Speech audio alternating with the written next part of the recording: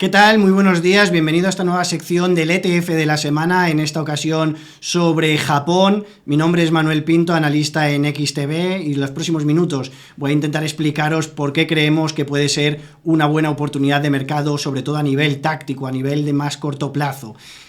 Como sabéis, estamos de enhorabuena en XTB tras el lanzamiento de los planes de inversión a principios de este mes, que nos va a permitir a través de este nuevo producto diferentes horizontes temporales, diferentes estrategias de inversión en la que podemos incorporar hasta 9 ETFs diferentes, y os iremos planteando algunas ideas por si os parecen interesantes, como os digo en esta ocasión sobre el ETF de Japón. Puntos clave que nos pueden llevar a pensar sobre este ETF: por un lado, la política monetaria expansiva del Banco Central de Japón, la rentabilidad de los bonos, la escasa rentabilidad de los bonos, la debilidad del yen comparado al resto de divisas del mundo, principalmente con el dólar, que ha marcado máximos históricos, el programa de recompra de acciones y dividendos y la publicación de resultados de las compañías japonesas. Vamos, por tanto, a explicar cada uno de estos en detalle.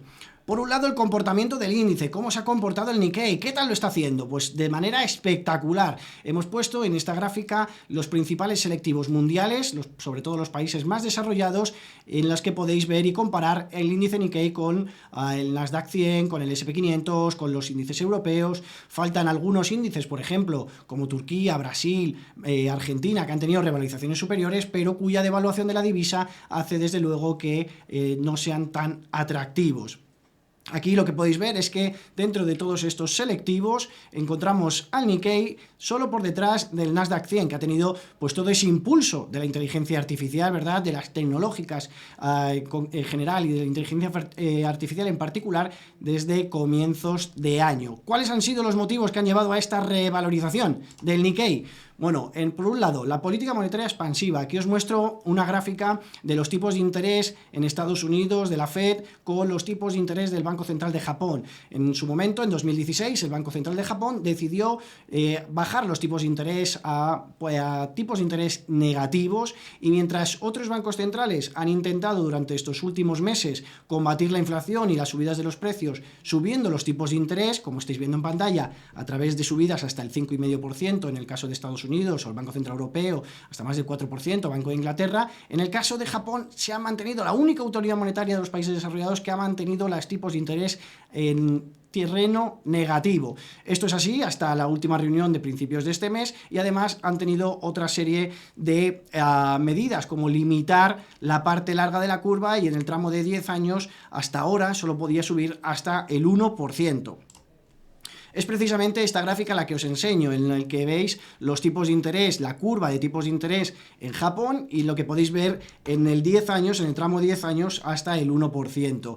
¿Qué es lo que ha ocurrido a principio del mes de noviembre? Esa decisión de mantener los tipos en niveles actuales, en terreno negativo, también ha conllevado la decisión de aplicar el 1% en el tramo 10 años como referencia, ¿vale? Hasta ahora no podían pasar del 1%, ahora lo que se establece es que es la referencia. Puede llegar a subir un poquito, pero no creemos tampoco que se vaya a descontrolar. Sí que os mostramos que en los últimos meses, tanto en la línea verde desde hace un mes como en la línea naranja desde hace 6 meses, han subido la rentabilidad de los bonos. Es un poquito más atractiva invertir para el ahorrador esa penalidad o penalización que han tenido los inversores japoneses en estos últimos años ante la falta de rentabilidad en sus inversiones de ahorro, y que ha derivado pues también en que los activos de riesgo hayan tenido un mejor comportamiento ante la falta de rentabilidad.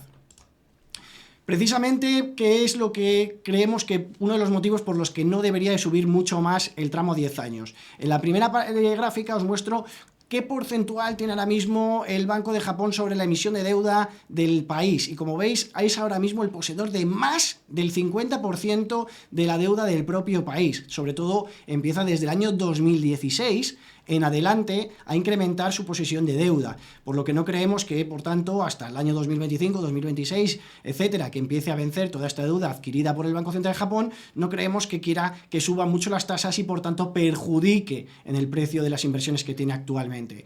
¿Qué es lo que ha pasado todos estos años? Pues lo que ha pasado es que el inversor japonés, el institucional, incluso el propio Banco de Japón, ante la falta de rentabilidad de sus productos de ahorro en el país, ha buscado fuera, ¿vale? Hablábamos antes de de inversiones en activos de más riesgo, pero también ha buscado diversificación fuera. Aquí os muestro en la parte de abajo cuánto es la cantidad de inversión que tienen cada uno de los países y el porcentaje sobre la deuda emitida. Ahora mismo Japón es, para que os hagáis una idea, el inversor extranjero con mayor cantidad de deuda de Estados Unidos. Para que os hagáis una idea, es el 4% de la deuda total emitida por Estados Unidos pertenece al inversor japonés. Además, resalta también la inversión en Australia, que es del 10,9% la posesión de los inversores japoneses, y de Francia del 5,5%.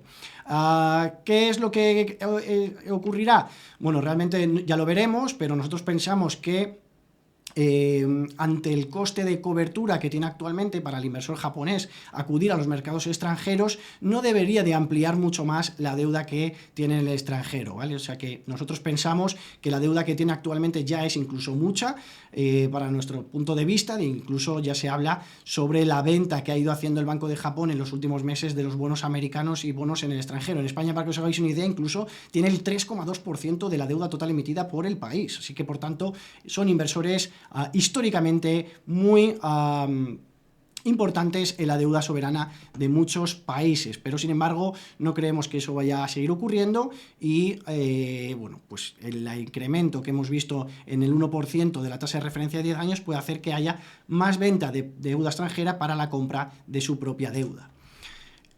¿Cómo están los tipos de interés? Es decir, los tipos de interés ya lo hemos visto en todos estos años, son positivos para algunos sectores, son negativos para otros, y lo hemos visto sobre todo, pues por ponernos en extremos, perjudican gravemente al margen de intereses de las entidades bancarias, de las entidades financieras, y favorecen los tipos bajos a empresas de crecimiento, empresas también exportadoras, que son principalmente los dos sectores más representativos en Japón y en el Nikkei en concreto. Aquí os muestro, como vais a poder ver, la composición del índice y cuáles son los sectores más importantes, y vemos que la tecnología es prácticamente el 50% del índice y que las entidades financieras apenas es el 3%. Es decir, que en una situación de tipos bajos realmente al 3% le está afectando negativamente. El otro día ya lo vimos con caídas importantes en lo que es el sector bancario en Japón, pero a las empresas exportadoras y a las empresas tecnológicas, que como digo en este caso son más del 50%, solo las tecnológicas, les favorece enormemente los tipos de interés en los niveles actuales. Por tanto, al seguir en esos niveles creemos que va a continuar beneficiando al índice y a las compañías. Otra de las ventajas por las que creemos que puede seguir siendo una buena oportunidad táctica es la debilidad del yen. Estas políticas monetarias expansivas están haciendo que se devalúe la divisa, como es normal, y esta devaluación está llevando al yen a tener pues los mínimos, en este caso os muestro con el dólar, que ha estado cotizando en 152 al tipo de cambio hace un par de semanas y que ahora mismo está prácticamente otra vez tocando esos niveles máximos. Como os digo, al final esa debilidad de la divisa favorece a las compañías exportadoras, que es un sector súper importante dentro de la economía japonesa, y lo hemos visto pues con empresas de renombre, ¿no? Con Honda, con Toyota, con Daikin de aires acondicionados. Bueno, hay muchas compañías desde luego históricas exportadoras que, de hecho, los últimos datos que hemos conocido de exportaciones en Japón han sido en septiembre mucho mejor de lo esperado, sobre todo liderados por los automóviles y por los suministros médicos. Otro de los catalizadores, el tema ya más de acciones, composición del Nikkei, y además lo hemos visto con las recompras y dividendos. Ha sido un incremento, y aquí os lo muestro y lo podéis ver en pantalla, en qué niveles actualmente encontramos las recompras y los dividendos. La remuneración al accionista hace que todavía tenga más atractivo estas compañías, sobre todo dado que la renta fija no proporciona tantos intereses, y en dividendos pues tiene mucho más atractivo invertir en acciones de las compañías nacionales. Además, esas programas de recompra que están en sus máximos históricos también remuneran al accionista positivamente. Por otro lado, lo que podéis ver en la gráfica inferior es las perspectivas de crecimiento de los resultados de las compañías japonesas de cara a los próximos trimestres, que ya está por encima de la media mundial, y que incluso, pues como vemos en la media mundial, por debajo de la línea dibujada de la media, y en las compañías japonesas muy por encima en esos upgrades, es decir, de mejora de perspectivas de resultados en los próximos meses. ¿Y cómo podemos beneficiarnos de esta oportunidad? Aquí os muestro un ejemplo del ETF que podéis encontrar a través de nuestra aplicación XTB App o a través de XStation y jpd.uk, en el que las compañías más importantes veis representadas, Toyota, Sony, Mitsubishi Honda, Nintendo, Daikin y luego ya pues el resto de compañías, ¿vale? Toyota con un 6% es la empresa con mayor ponderación en el selectivo. Podemos invertir también a través de otro ETF que es el XMJP.de. La diferencia es que uno utiliza cobertura y otro no. Esa cobertura nos permite que la debilidad o devaluación que tenga el yen cuando hacemos un hedge, cuando hacemos una cobertura en el ETF, no nos aplique, por tanto, en la evolución de nuestra inversión. Y como veis, hay una diferencia importante entre la rentabilidad del que está hedgeado, del que tiene la cobertura, con el que no. El IJPD gestiona una rentabilidad anual del 30%, mientras que el otro, que no tiene cobertura, al tener esa devaluación del yen, tiene solamente del 11,85%.